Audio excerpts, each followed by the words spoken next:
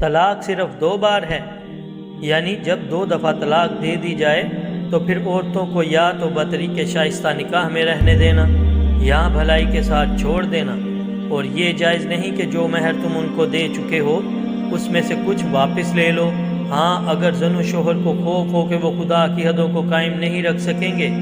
تو اگر عورت خاوند کے ہاتھ سے رہائی پانے کے بدلے میں کچھ دے ڈالے تو دونوں پر کچھ گناہ نہیں۔ یہ خدا کی مقرر کی ہوئی حدیں ہیں، ان سے باہر نہ نکلنا، اور جو لوگ خدا کی حدوں سے باہر نکل جائیں گے وہ گناہ گار ہوں گے۔ پھر اگر شوہر 2 طلاقوں کے بعد تیسری طلاق عورت کو دے دے تو اس کے بعد جب تک عورت کسی دوسرے شخص سے نکاح نہ کر لے اس پہلے شوہر پر حلال نہ ہوگی۔ ہاں، اگر دوسرا خاوند بھی طلاق دے دے اور عورت اور پہلا خاوند پھر ایک دوسرے کی طرف رجوع کر لیں تو ان پر کچھ گناہ نہیں، بشرطے کہ دونوں یقین کریں کہ خدا کی حدوں کو قائم رکھ سکیں گے، اور یہ خدا کی حدیں ہیں، ان کو وہ ان لوگوں کے لیے بیان فرماتا ہے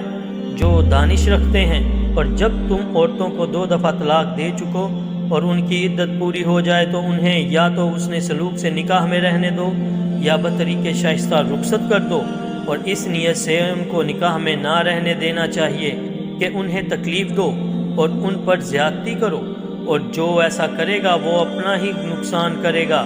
اور خدا کے احکام کو ہنسی اور کھیل نہ بناؤ۔ اور خدا نے تم کو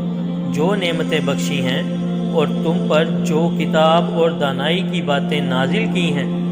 جن سے وہ تمہیں نصیحت فرماتا ہے ان کو یاد کرو اور خدا سے ڈرتے رہو، اور جان رکھو کہ خدا ہر چیز سے واقف ہے۔